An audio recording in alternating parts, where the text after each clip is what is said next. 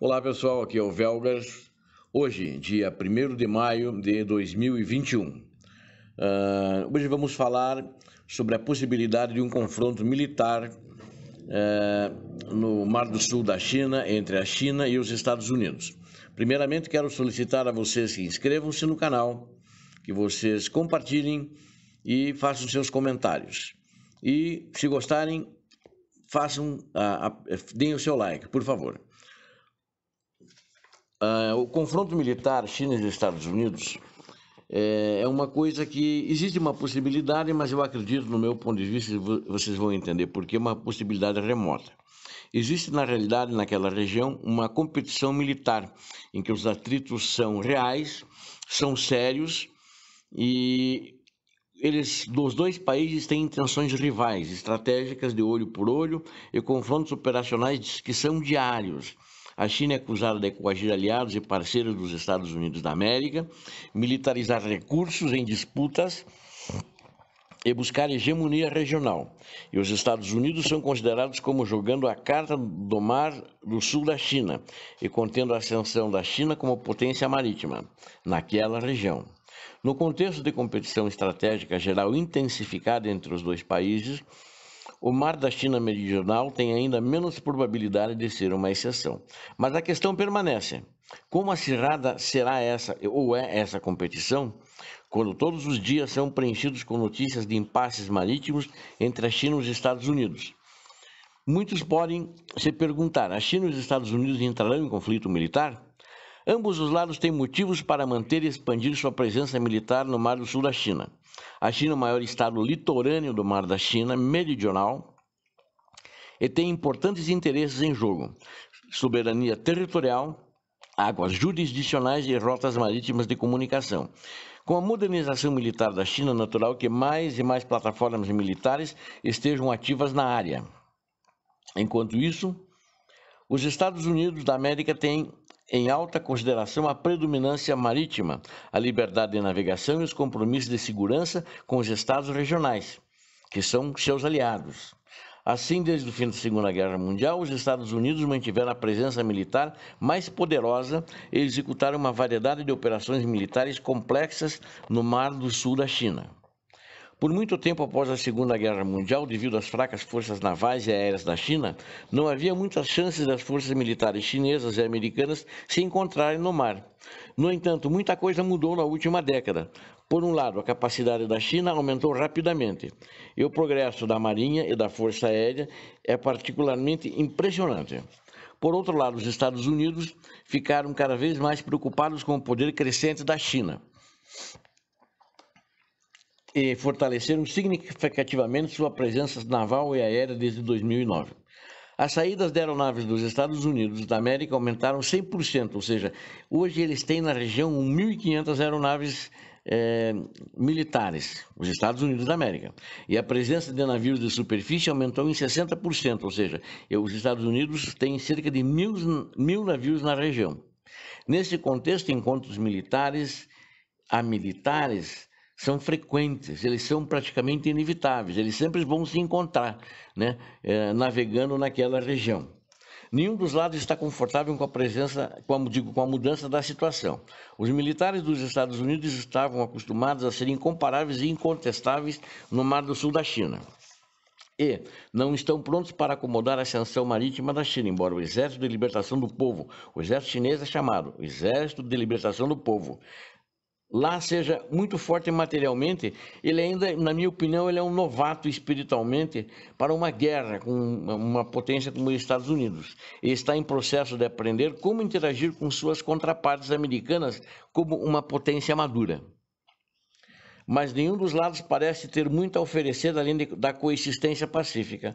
Se os dois lados se desenvolverem normalmente em termos de poder, o futuro do Mar da China Meridional poderia ser uma região bipolar.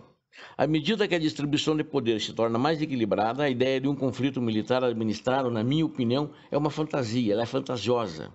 A provocação de um lado inevitavelmente atrairá a retaliação do outro, onde a escalada em espiral é altamente possível, considerando que ambos os lados possuem tantas plataformas de armas e ambos são potências nucleares. A viabilidade de uma solução militar naquela região diminui muito.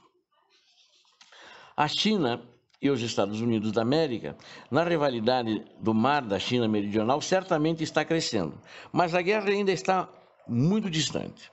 Existem vários encontros regionais marítimos entre as duas partes todos os dias, e milhares todos os anos, ou seja, eles se cruzam, se olham, se desafiam, parecem dois cowboys querendo sacar as armas, mas ninguém sacam, ou seja, essas forças militares se encontram. A maioria deles é profissional e segura, apenas alguns, além de manter as operações diárias no oeste do Pacífico. Ambos os lados temem que a China tire vantagem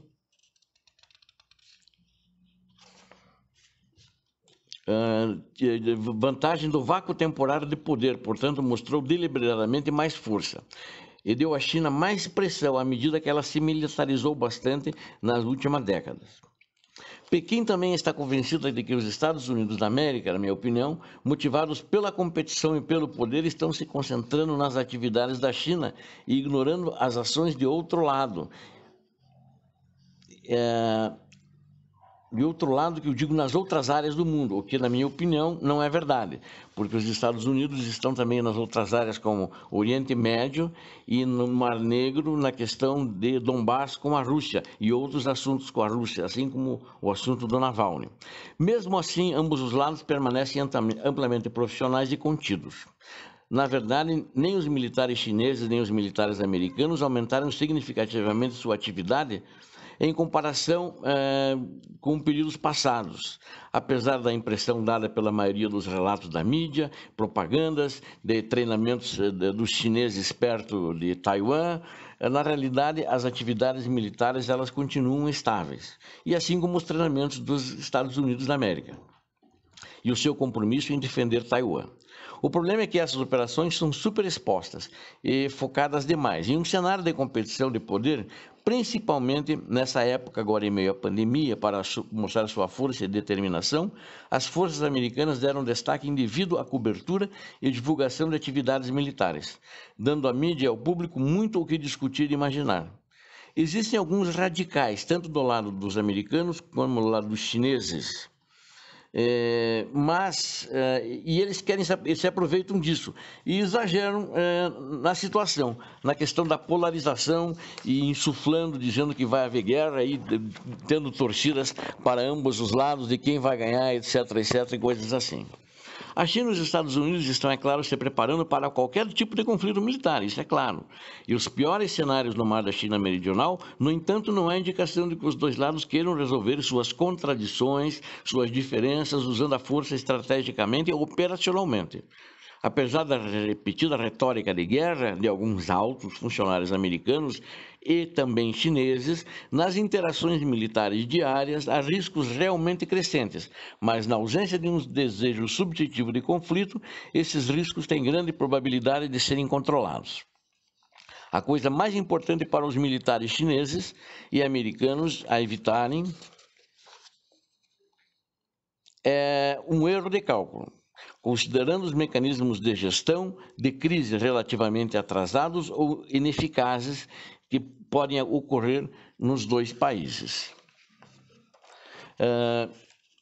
A China e os Estados Unidos, a rivalidade militar foi indevidamente influenciada, na minha opinião, pela propaganda de comentaristas políticos, né? Você vê muitas vezes, inclusive, outros youtubers na internet dizendo que é inevitável, vai de fato haver guerra, que a China vai atacar Taiwan, né? Eu acho que não vai atacar Taiwan, mesmo que ele sabe que o compromisso dos Estados Unidos é para defender a China. Agora, esse tipo de propaganda, tanto na mídia oficial, na mídia, vamos dizer assim, na mídia não oficial, na mídia tradicional, isso amplifica, como na internet, isso amplifica a intensidade da competição. E até, eu diria, pode levar a essas profecias malucas autorrealizáveis. Mas eu não creio de que, de fato, eles vão partir para um confronto, né? Apesar da escalada militar na região estar crescendo, apesar que os Estados Unidos estão, uma das regiões do mundo onde os Estados Unidos têm a maior concentração das suas forças marítimas, também terrestres e aéreas, né? Qualquer guerra naquela região dar-se-ia no âmbito naval, ela que decidiria. E eu acho que a China está observando, ela sabe que se ela for fazer alguma coisa que foi advertida pelos Estados Unidos, como invadir Taiwan, os Estados Unidos vão responder prontamente. E uma guerra no quintal da China ali não interessa para eles, porque a guerra não seria lá nos Estados Unidos ou próximo aos Estados Unidos, mas a guerra seria, sem dúvida, no quintal da China ou na própria China.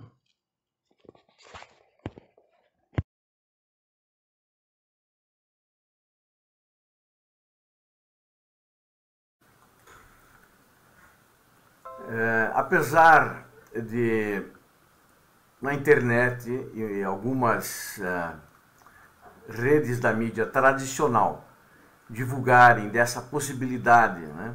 A nível internacional, inclusive, essa divulgação é feita de uma guerra China e Estados Unidos da América, eu acho até isso uma obra de ficção ou até muito remota. Eu diria o seguinte: não vai ter guerra, né? Vai continuar esse confronto, vai continuar a retórica, e se vocês olharem agora no mês passado, não, estamos em maio, em abril, o presidente da China, Xi Jinping, declarou: não estamos procurando a hegemonia mundial. Acho que isso é uma declaração muito forte. Não queremos competir militarmente com ninguém, não queremos guerra. Ou seja, essa mensagem é uma mensagem de quem quer negociar, é uma mensagem de quem quer acertar na paz. Porque todo mundo sabe, tanto o lado dos Estados Unidos da América, quanto o lado dos chineses, que uma guerra só vai trazer prejuízos para todo mundo, né? Vai trazer o empobrecimento. Você veja, nós estamos falando dos dois maiores PIBs do mundo, né? E com certeza, por causa de uma guerra, isso iria diminuir. Muitos mercados onde esse PIB é produzido para a China, porque ela vende seus produtos lá, senão não adianta produzir, não vai colocar, eles seriam inimigos da China, seriam aliados dos Estados Unidos da América, inclusive na própria região do mar da China Meridional, ali, né? Como o Japão, como a Coreia do Sul, né? Mais adiante um pouco a Índia. Ou seja, não interessa essa guerra para a China. Ela só vai conseguir crescer, manter o seu status quo de uma das nações mais ricas do mundo em período de paz. Estados Unidos também. Mas a China tem o complicador que todo esse arsenal bélico americano, experiente, moderno, tal como o da China, é claro, está lá, está próximo à China. E a China está longe dos Estados Unidos. Então, o maior prejuízo, o maior prejudicado seria a China. Aí alguns torcedores fanáticos, não, a China ganha, a China vai massacrar os Estados Unidos. Não vai, não é assim, né? Com certeza isso não vai acontecer. Mesmo que a China ganhe a guerra, é possível a China ganhar uma guerra, se houver. Mas os prejuízos financeiros, humanos, né, quantidade muito grande de baixas, é incalculável, o prejuízo é muito grande. Então interessa para as duas partes a se encaminharem para negociações em que as coisas sejam acertadas em paz, né?